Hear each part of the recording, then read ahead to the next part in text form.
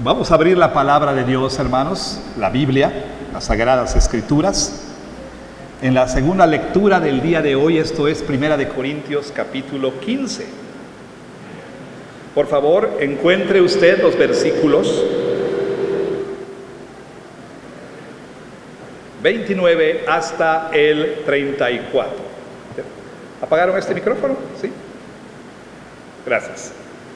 1 Corintios 15, 29 al 34 es la segunda lectura del día de hoy. Una vez que encuentre el pasaje, téngalo frente a usted y comparta con alguien a su lado quien no tenga las escrituras. Así que entonces vamos a orar pidiendo la bendición de nuestro Señor. Hace un momento, Señor, escuchamos la lectura pública de tu palabra. Pudimos sentir, Señor, el aliento vivificante de tu boca, porque esta palabra leída es la palabra que salió de tu boca.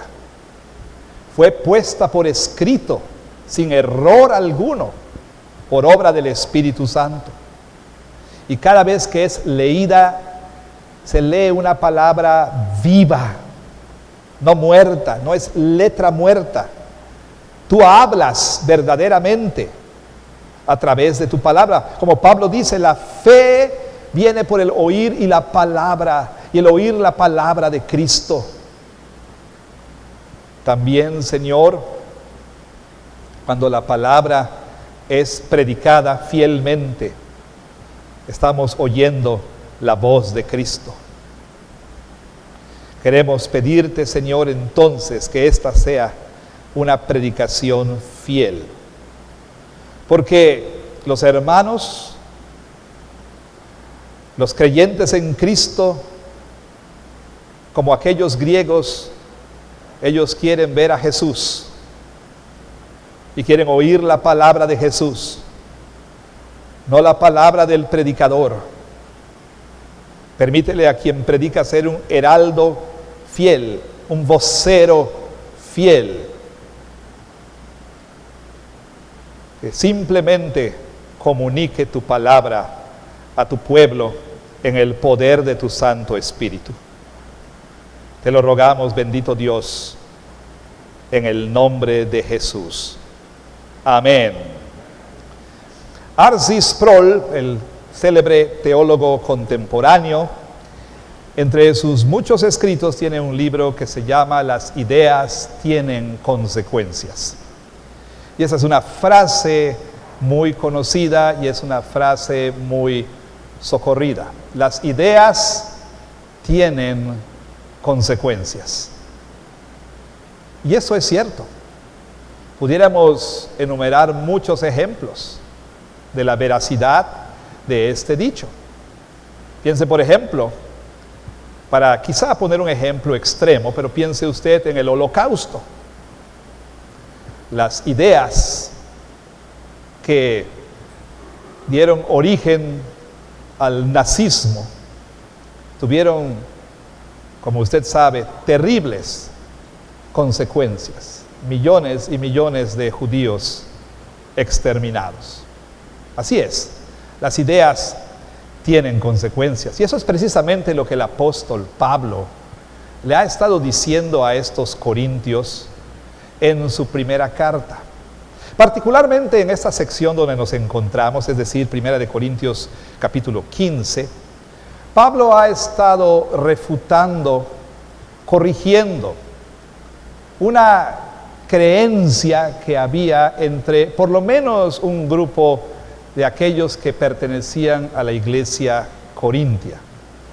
Me refiero a un grupo de personas que decían que no hay, que no existe, que no puede haber resurrección de muertos.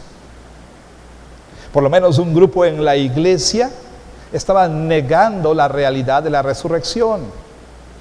Y esto no debiera, en un sentido, tal vez sorprendernos. ¿Por qué? Bueno, porque estas personas, al abrazar la fe cristiana, no habían dejado del todo su cosmovisión anterior, las creencias que sostenían anteriormente. Estas son personas que nacieron y crecieron en un mundo que no tenía lugar para la creencia en la resurrección de los muertos. Si acaso, como algunos comentan, algunos dicen, si acaso, para ser quizá un poco más precisos, estas personas no creían en la resurrección corporal, en la resurrección física.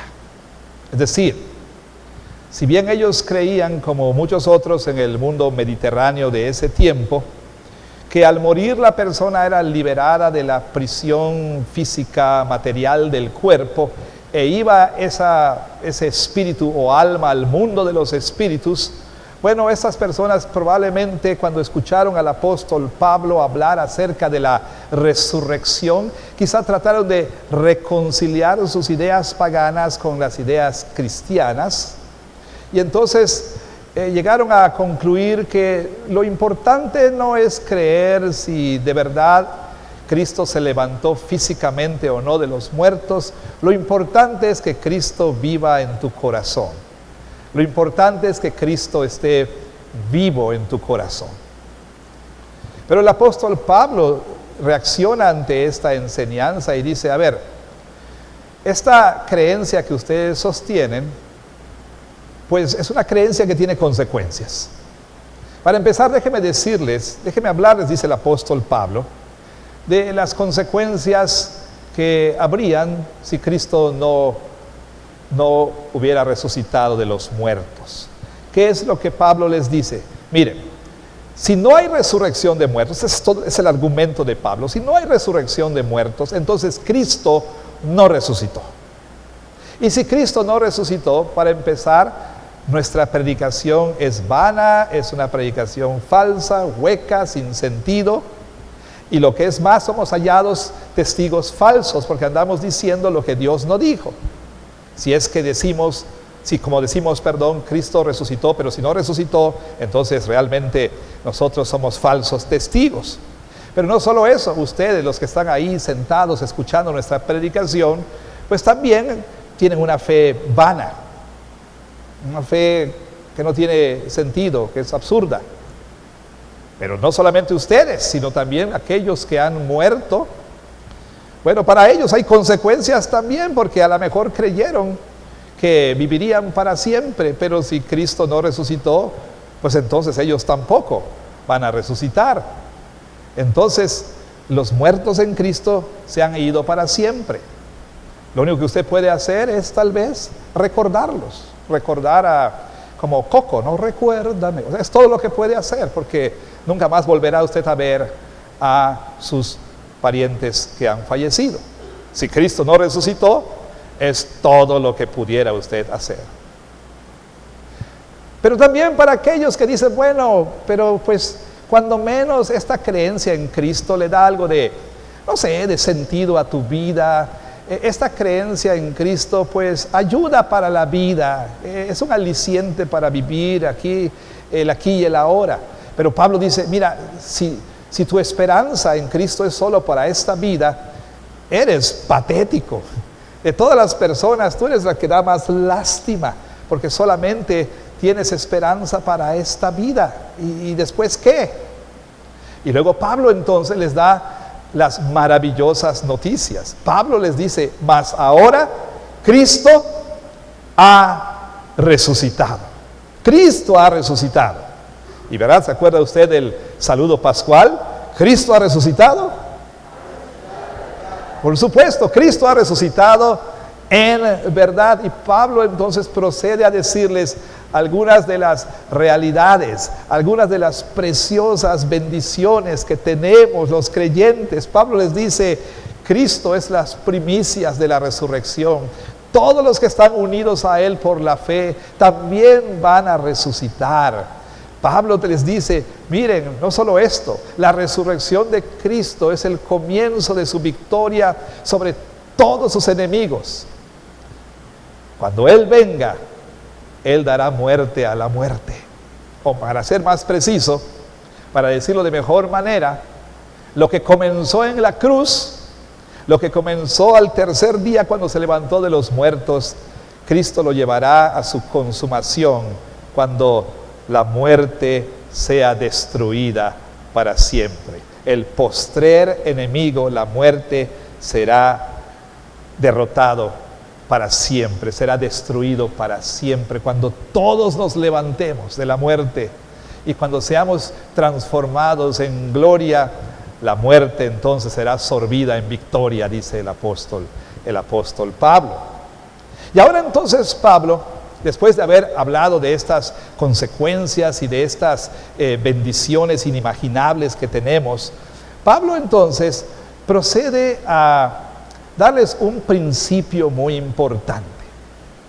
Y de este principio se desprenden dos exhortaciones. ¿Cuál es el principio que el apóstol Pablo les da? De manera muy sencilla. Este es el principio. Lo que tú crees acerca de la resurrección determina cómo vives tu vida. Lo que crees, lo que usted cree acerca de la resurrección determina cómo usted vive su vida, o para decirlo de otro modo, el nivel de certeza que usted tenga acerca de la resurrección de Cristo, pues va a tener un efecto en la manera en que usted viva. Es importante tener un entendimiento correcto de la resurrección. Lo que estos corintios estaban creyendo tenía consecuencias para sus vidas, como veremos, como ya hemos visto y como veremos en un momento más. Pero no solo ellos. Me pregunto también, ¿será posible que la manera en que nosotros vivimos nuestra vida sea una evidencia de cuán firme es nuestra convicción de que Cristo ha resucitado y nosotros también algún día? ¿Será que la manera en que nosotros vivimos revela una profunda convicción de la resurrección de los muertos?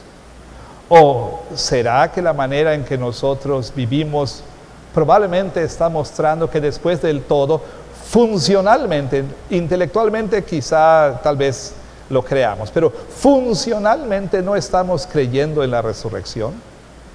Entonces, vamos a ver cómo Pablo desarrolla este principio y veamos al final las exhortaciones que él hace a los corintios, pero no solo a ellos, sino a usted y a mí también, con base en ese principio.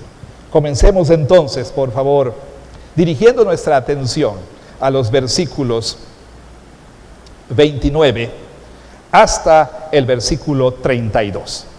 Dice así: de otro modo, ¿qué harán los que se bautizan por los muertos?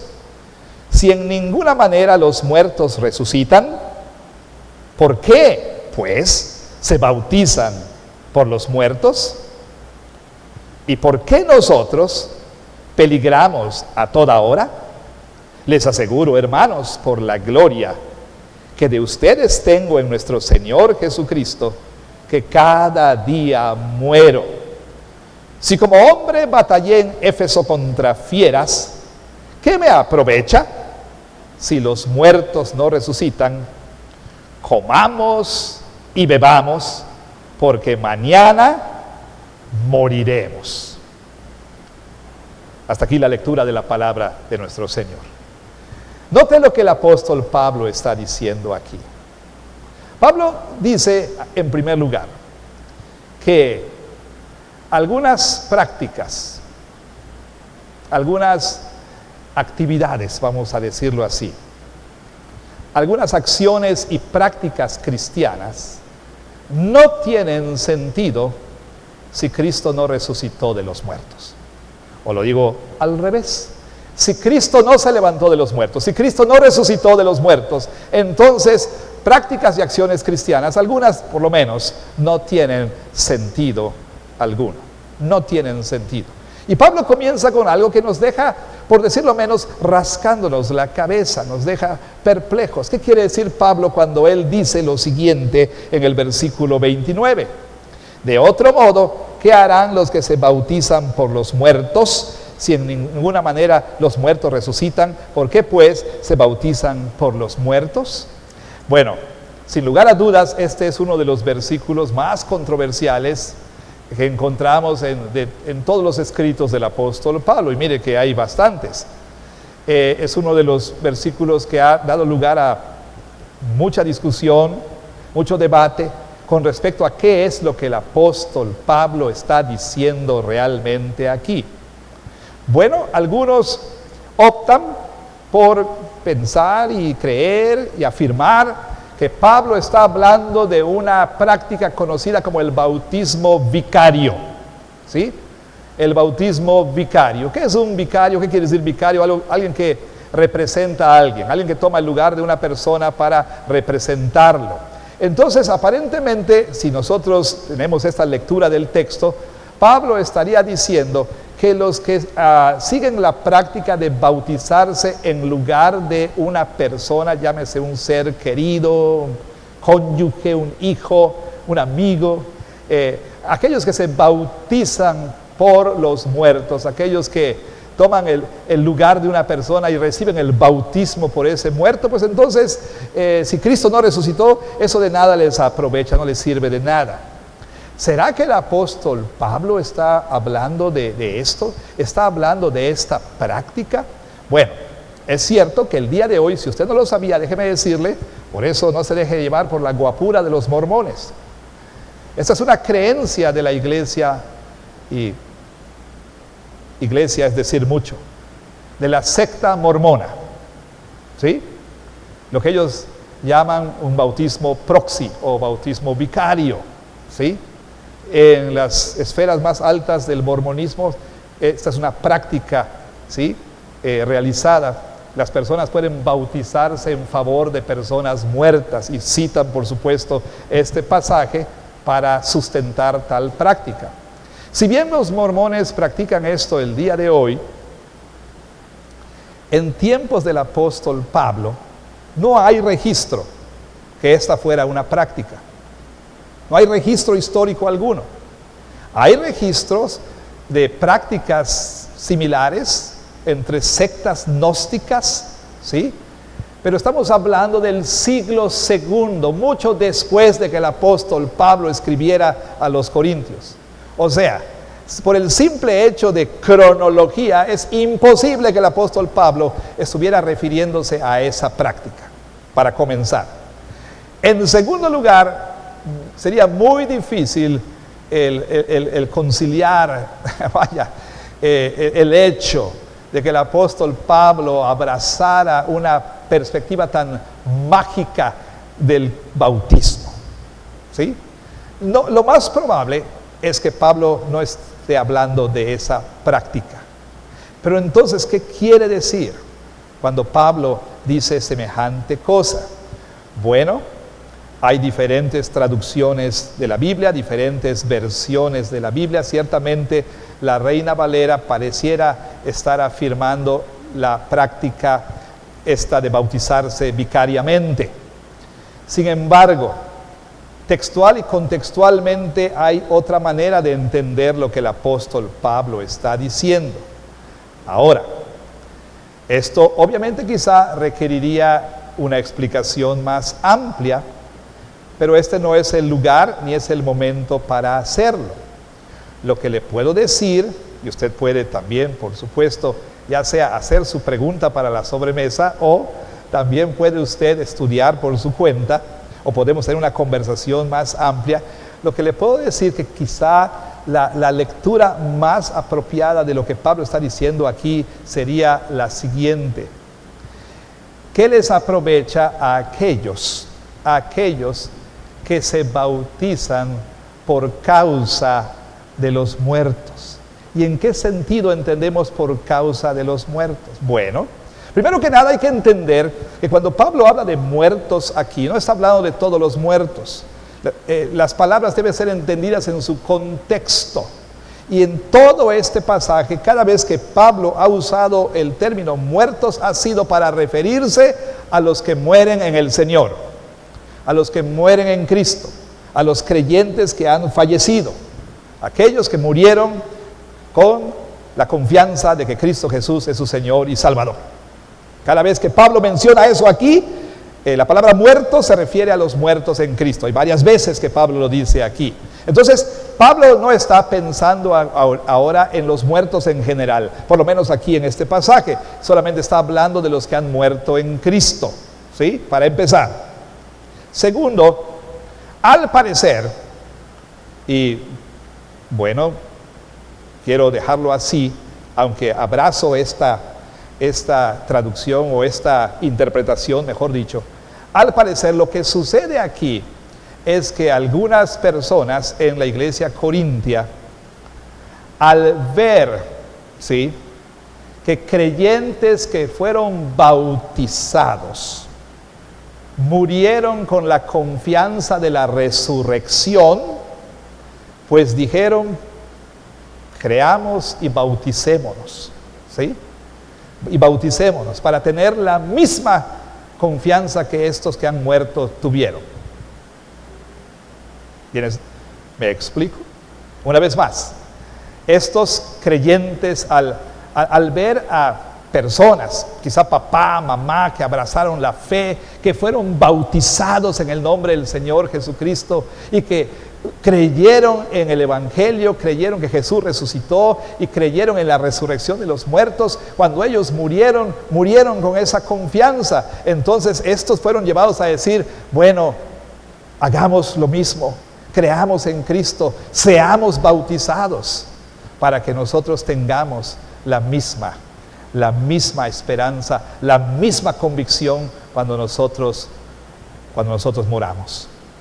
Bueno, para mí eso es lo que tiene más sentido contextualmente, y no estoy solo, estoy en compañía de otros que saben mucho más que yo. Me parece que es la mejor manera de entender esto. Por lo menos podemos decir que rechazamos categóricamente la idea de que unos se estaban bautizando en favor de un muerto. Es decir, ¿sabe qué, pastor? Se murió mi pariente y no creyó en Cristo, pero bautíceme en lugar de él para que salga del infierno. No, eso no es lo que sucede. Eso no sucedía en tiempos del apóstol Pablo. Por lo menos usted puede decir con toda seguridad que Pablo no se refiere a esto. Creo yo que Pablo se está refiriendo a que algunos habían puesto su esperanza entonces en creer en Cristo, ser bautizados. Y de hecho, hermanos, ¿por qué no? Si el Catecismo Mayor dice que el bautismo es una señal y sello de nuestra resurrección.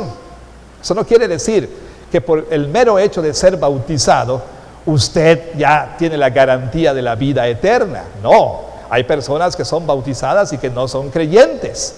El bautismo no salva a las personas, pero cuando un creyente es bautizado, recibe ese sello, esa garantía de que lo que le prometió el Señor lo va a cumplir en el día final. Por eso es que, como dice también el Catecismo Mayor y como dicen en el lenguaje de los antiguos, usted y yo tenemos que apropiarnos de nuestro bautismo. ¿Qué quiere decir esto? Aplicarlo, ¿sí? Aplicarlo. No tenerlo ahí como algo que quedó en el olvido. O sea, el bautismo no es como ese traje de vestido de novia que está en algún ropero ahí, un grato recuerdo. El vestido de 15 años que usted ve y dice: ¿cómo cabía yo en esto? O sea, no, realmente no es un grato recuerdo de antaño. El bautismo es algo que debemos tener presente todo el tiempo, especialmente cuando hay dudas, cuando hay temor, cuando hay angustia, cuando hay problemas, cuando hay enfermedad, cuando enfrentamos nosotros diferentes circunstancias adversas, cuando fallece un ser querido. Apropiémonos del bautismo. El bautismo dice que estamos en unión con Cristo en su vida, muerte y resurrección, y como Cristo resucitó, nosotros también vamos a resucitar. Entonces, Pablo está aquí diciendo, a ver, entonces, esta práctica cristiana, dice Pablo, no tendría sentido alguno. Pero ¿saben qué tampoco tendría sentido? Dice Pablo. Pues lo que hacemos nosotros, los apóstoles. Vea usted, versículo 30. ¿Y por qué nosotros peligramos a toda hora? Les aseguro, hermanos, por la gloria que de ustedes tengo en nuestro Señor Jesucristo. Pablo aquí les dice, miren, por lo que más quiero, les dice el apóstol Pablo, les aseguro, ¿sí? dice el apóstol Pablo, que cada día muero. Ahora, Pablo está siendo un poquito hiperbólico aquí, cuando dice cada día muero. Les aseguro, hermanos, dice aquí el apóstol Pablo, ¿verdad? Que cada día muero. Pablo dice, peligramos a toda hora, y lo que quiere decir es que todo el tiempo estaban enfrentando adversidad. Los apóstoles sufrían en muchas maneras. En varios lugares el apóstol Pablo nos da un vistazo, un atisbo de todo lo que sufrió como apóstol, por ser apóstol. Y Pablo entonces dice, todos los días enfrento esto. Un ejemplo de un lugar donde Pablo nos habla de sus sufrimientos se encuentra aquí en 2 de Corintios 1. Dice así, en el versículo 8, porque hermanos no queremos que ignoren acerca de nuestra tribulación que nos sobrevino en Asia, pues fuimos abrumados sobremanera, más allá de nuestras fuerzas, de tal modo que aún perdimos la esperanza de conservar la vida. Y tuvimos en nosotros mismos sentencia de muerte.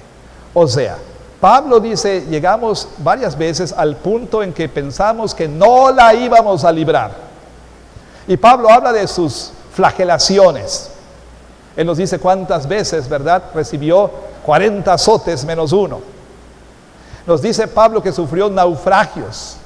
¿Cuántos días en el mar estuvo el apóstol Pablo como náufrago? Hambre. Dice, fuimos tratados como la escoria del mundo. Pablo fue lapidado, usted se acordará también, si no déjeme decirle. Sufrió, muchas cosas por causa del Evangelio, por causa de Cristo y de su reino. Entonces Pablo dice aquí a los corintios, esto no tendría sentido alguno si Cristo no hubiera resucitado de los muertos. ¿Para qué enfrentar peligros?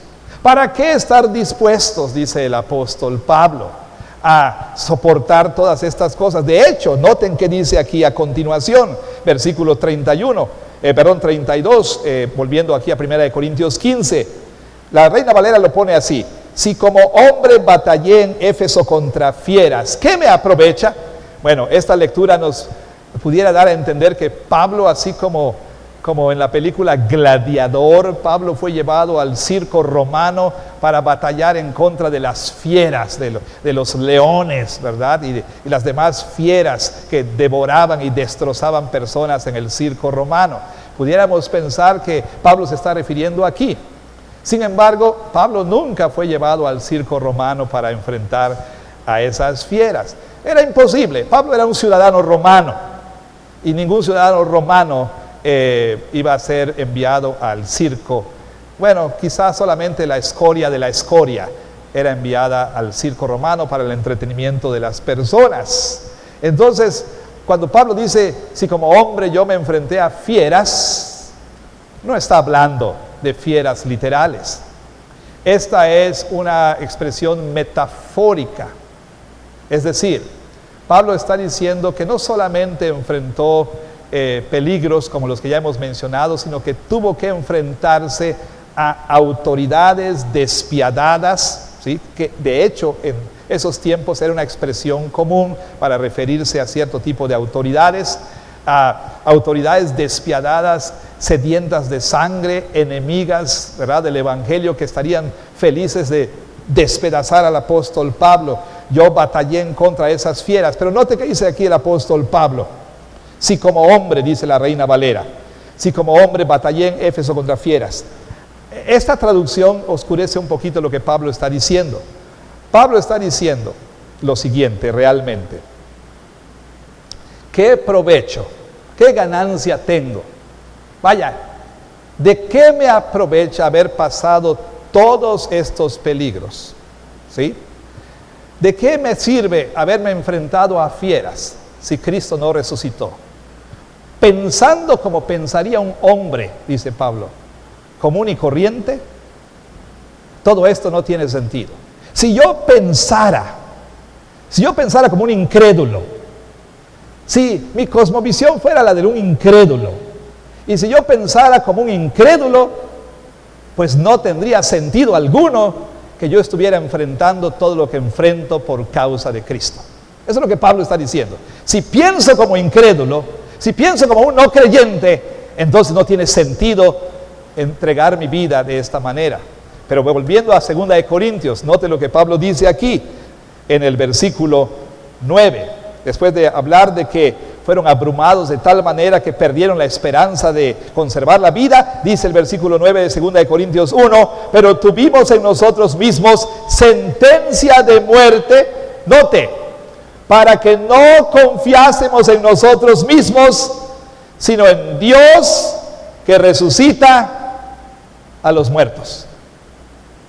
¿Por qué entonces Pablo estuvo dispuesto a enfrentar las adversidades que enfrentó? ¿Por qué estuvo dispuesto a sufrir flagelo y naufragios? ¿Por qué estuvo dispuesto a pasar hambres y pasar frío, a pasar enfermedades, ¿sí? Sin tener cobijo, sin tener abrigo? ¿Por qué Pablo estuvo dispuesto a sufrir lo que sufrió? Porque confiaba en el Dios que resucita a los muertos. Y aquí hay una verdad importantísima. Lo podemos enunciar en diferentes maneras, pero quizá como una relación directamente proporcional. A mayor confianza en el Dios que resucita a los muertos, mayores riesgos que está usted dispuesto a tomar por causa de Cristo. Mientras más confiado usted en el Dios que resucita a los muertos, más riesgos estará dispuesto a tomar por causa de Cristo. Si lo decimos de otra manera, en una relación inversamente proporcional, mientras menos confíe en el Dios que resucita a los muertos, más protector me voy a volver con mi vida y mis posesiones.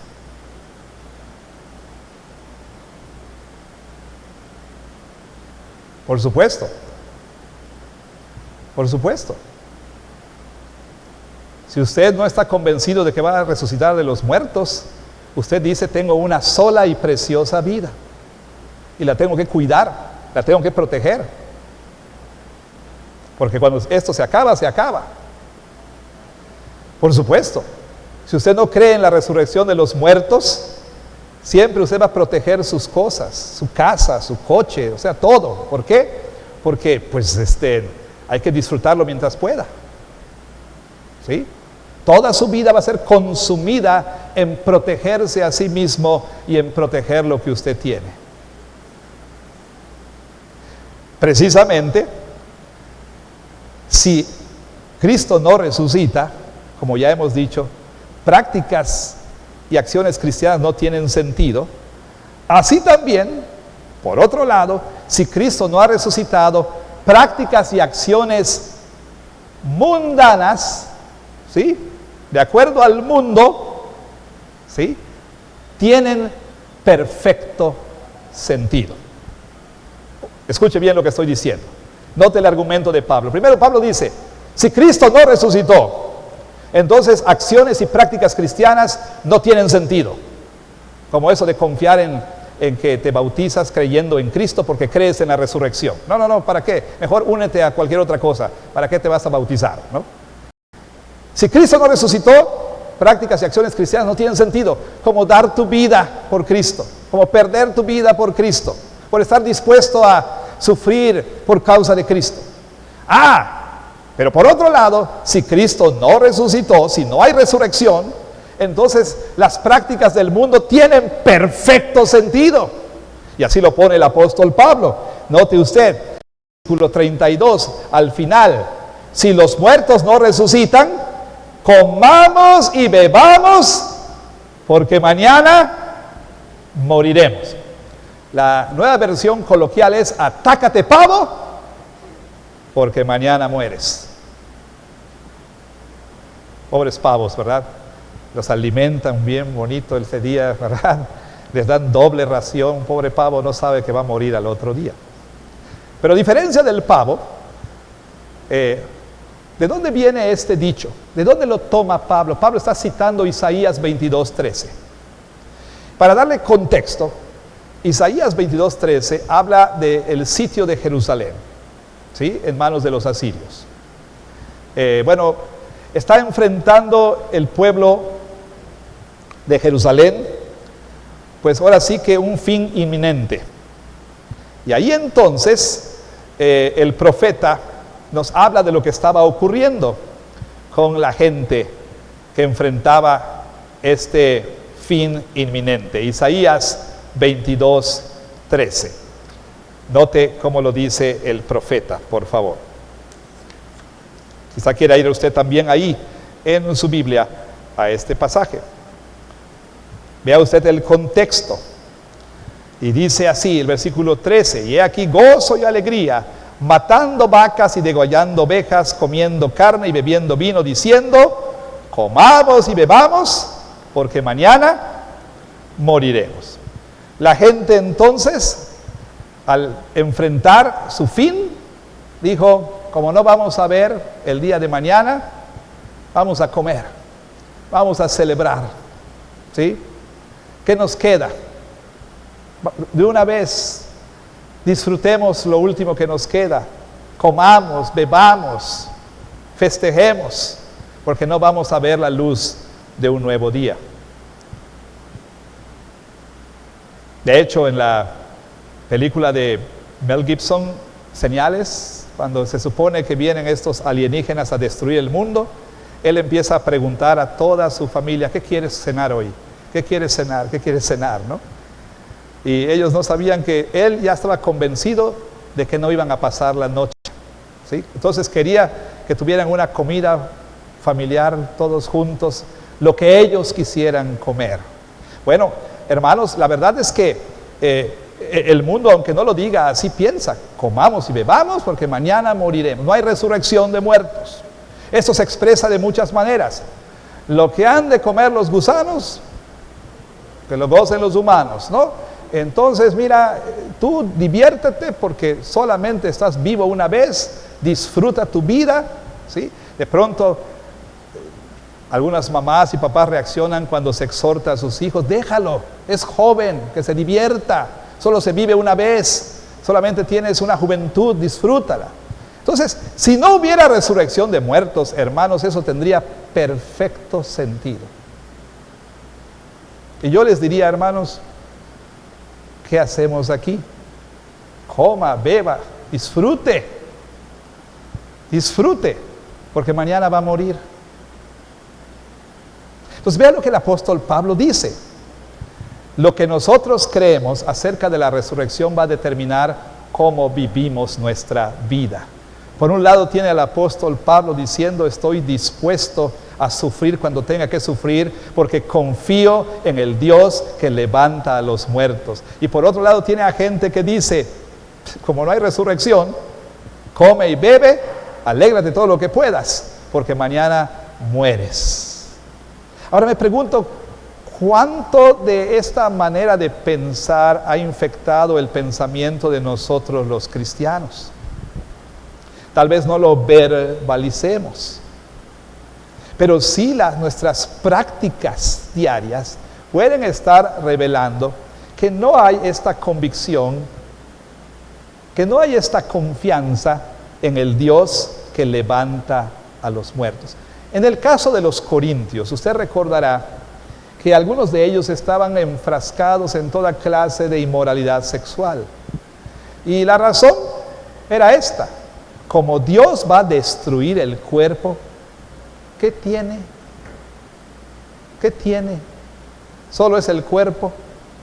Cuando muramos vamos a estar como espíritus. No pasa nada. Entonces lo que yo haga con mi cuerpo es irrelevante. Entonces, esa mala teología estaba informando la manera en que ellos estaban viviendo sus vidas. Bueno, la manera en que usted gasta su dinero, ¿en qué lo gasta? La manera en que usted usa su tiempo, ¿cómo lo usa? ¿Sí? La manera en que usted maneja sus posesiones, sus propiedades. La manera en que, y puedo seguir y seguir y seguir. puede estar revelando o que usted está convencido y seguro de que hay resurrección, o que usted está diciendo, mira, comamos y bebamos, porque mañana moriremos. Por ejemplo, digamos que usted es una persona que o bien gasta todo lo que tiene en cuanto placer usted pueda tener, o es una persona agarrada y que piensa, ¿sí?, que no, es protectora con su dinero y sus posesiones. Todo eso puede ser el resultado de lo que usted piensa acerca de la resurrección de los muertos. Puedo mencionar otros ejemplos, pero por causa de tiempo, permítame moverme entonces a las exhortaciones del apóstol Pablo. Primera exhortación, después de haber dado este principio, se encuentra en el versículo 33. No erréis, no yerren, no cometan errores, no cometan este error. Las malas conversaciones corrompen las buenas costumbres.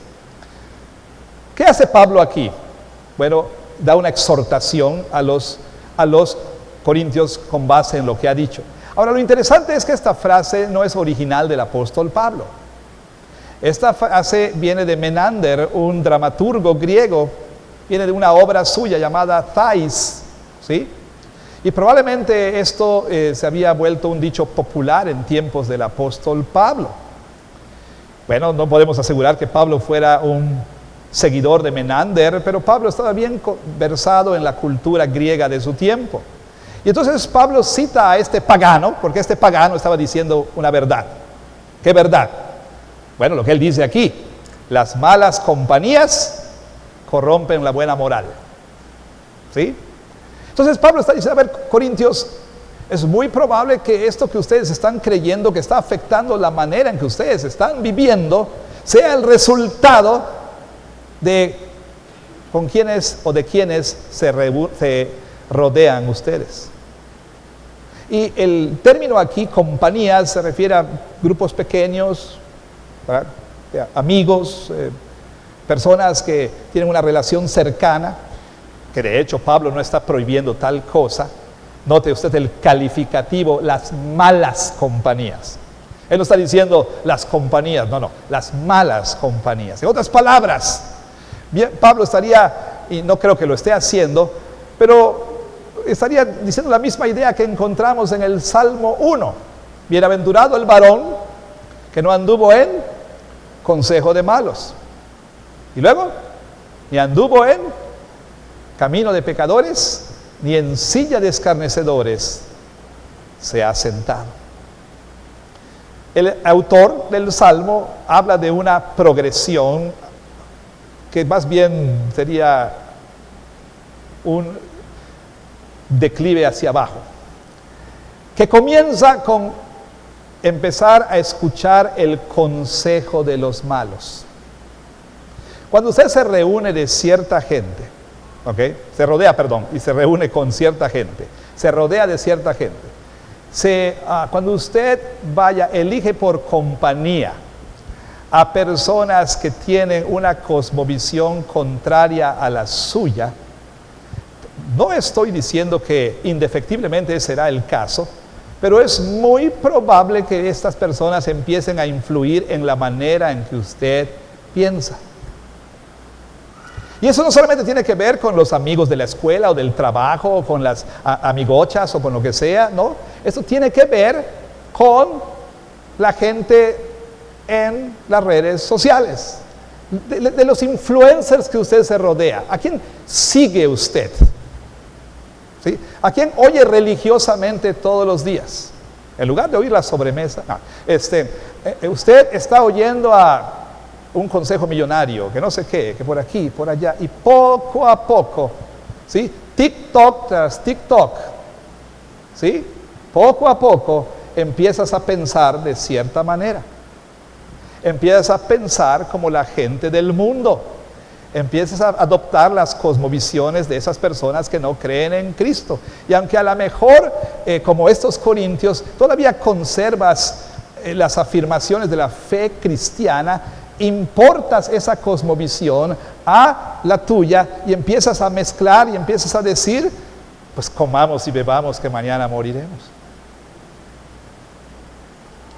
Que hay necesidad de apoyar la obra en la India. Tengo tal dinero. No, pues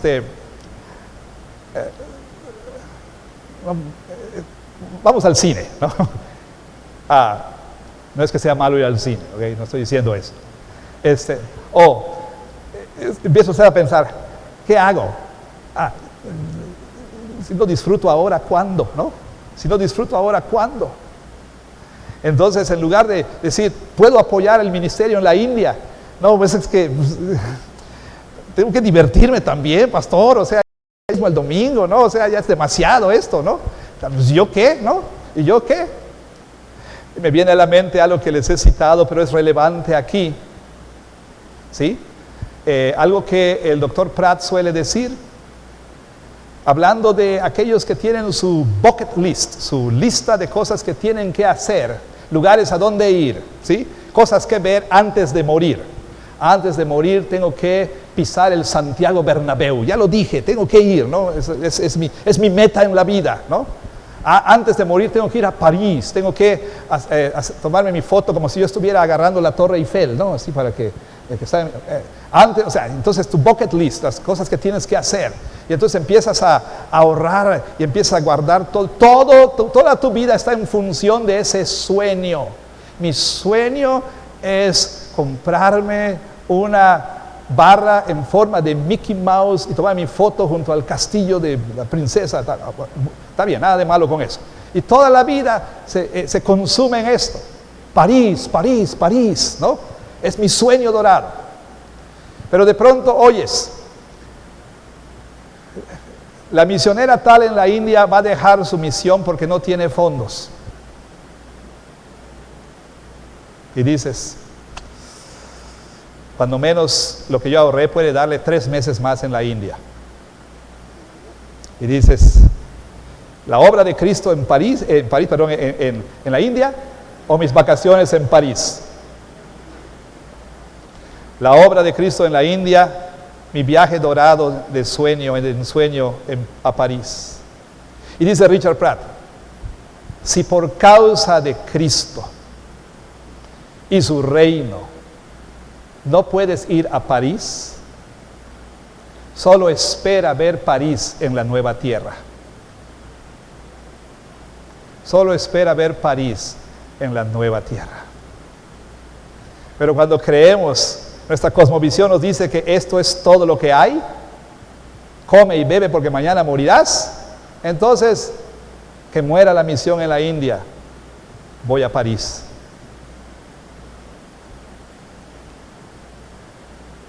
Y eso empieza, ¿verdad?, con oír el consejo de los malos, y poco a poco vamos nosotros adoptando la cosmovisión de esa gente, empezamos a tener las mismas costumbres hasta que terminamos completamente identificados con las maneras de este mundo. Pensamos igualito que los no cristianos, gastamos el dinero igualito que los no cristianos, empleamos nuestro tiempo igualito que los no cristianos, etcétera, etcétera, etcétera, etcétera y etcétera. Pablo dice, ten cuidado.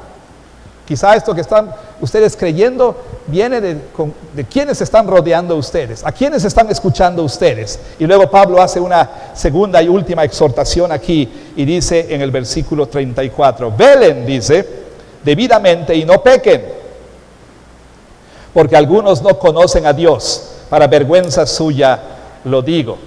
De nueva cuenta, la Reina Valera no nos hace un favor aquí cuando dice velen y no pequen. Pablo usa una expresión bastante colorida, les dice, le voy a decir de manera coloquial, que alguien te prepare, ¿sí?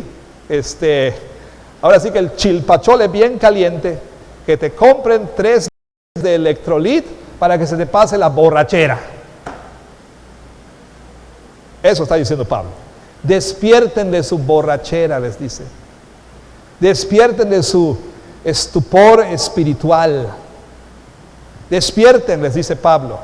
Dejen de estar pensando que esto es un asunto trivial, Dejen de estar minimizando las cosas. Dejen ustedes de estar aquí tratando estos asuntos como si no tuvieran importancia alguna. Despierten de su sueño de borrachera y piensen sobriamente, les dice el apóstol Pablo aquí. ¿Por qué? Porque ustedes, su conducta, lo que están haciendo, esto está afectando a otros. No solamente ustedes se comportan como los que no conocen a Dios, sino están afectando a otros. Para vergüenza suya se los digo. El apóstol Pablo entonces está diciendo aquí que estos corintios, ellos mismos y otros que seguirían su ejemplo, estarían comportándose como gente que no conoce a Dios, que no cree en Dios, que no sabe, que no conoce que Dios es absolutamente todopoderoso y que Él va a levantar de los muertos a los que han fallecido. Pablo está diciendo aquí a estos corintios: ustedes mismos, para vergüenza se los digo, están afectando a otros. Y es que es posible que aún dentro de la iglesia, y sin importar la edad aquí, pudiéramos nosotros estar trivializando este asunto del cual Pablo está hablando. Pudiéramos nosotros, con nuestro materialismo funcional, estar llevando a otros a vivir vidas plenamente materialistas. Solamente hablamos de qué, hablamos de moda, y hablamos de restaurantes, y hablamos de los deportes, y hablamos de estas cosas, pero en casa, ¿verdad? A nuestros hijos rara vez les hablamos y rara vez les decimos, ¿verdad? Quería yo incluir aquí en mi sermón una cita que dijo el pastor, de este pastor puritano que oraba por sus hijos todo el tiempo y después de orar los abrazaba a todos con lágrimas, diciéndoles: hijos, que ninguno de ustedes me falte en el cielo. Y estamos más consumidos con: hija, te queda bien, es que mira, a lo mejor vamos a Sephora y te compro, te ves mejor así, la dieta tal, esto, aquello, todo lo otro. Vivimos vidas tan materialistas como gente que no conoce a Dios, que en nuestra mente no tenemos cabida para la realidad de que algún día vamos a resucitar de los muertos. Y algún día todos nosotros vamos a dar cuenta de lo que hicimos. Usted quizá pueda estar viviendo su vida como alguien que dice: comamos y bebamos porque mañana moriremos. Yo le diría que eso tendría perfecto sentido si Cristo no hubiera resucitado y si no hubiera resurrección de muertos. Pero como Cristo resucitó y hay resurrección de muertos, usted algún día va a resucitar, y después de resucitar usted estará frente al gran trono blanco para enfrentar a su Creador, quien va a juzgar a vivos y muertos. Entonces, si usted vivió su vida a partir de esa filosofía de después de la muerte nada hay, por lo tanto debo disfrutar mi vida, usted entonces va a enfrentar la terrible realidad de que pasará la eternidad en un lugar de tormento del cual nunca usted saldrá jamás. Si como creyente usted también vivió su vida como los que no conocen a Dios, usted también tendrá que dar cuentas al Señor algún día. Le digo, este es el principio. Lo que usted piensa, lo que usted cree acerca de la resurrección, determina cómo vive usted su vida. Si Cristo no resucitó, prácticas cristianas, acciones cristianas tienen sentido. Como que Cristo sea la prioridad en su vida, como que su reino sea lo más importante para usted. Si Cristo no resucitó y si no hay resurrección de los muertos, prácticas mundanas tienen perfecto sentido. Entonces sí, coma y beba porque mañana va a morir. Pero Pablo dice: Cristo ha resucitado y eso cambia todas las cosas. ¿A quién está escuchando usted? ¿A quién está escuchando? Malas compañías corrompen la moral, dice el apóstol Pablo. Bueno, a través del apóstol Pablo. Más aún, ¿qué influencia tiene usted como papá en sus hijos? Como mamá en sus hijos. ¿Qué influencia tiene usted en los jóvenes en la iglesia, en los niños? ¿Qué influencia tienen en sus hermanos? ¿Qué influencia tiene usted en su familia?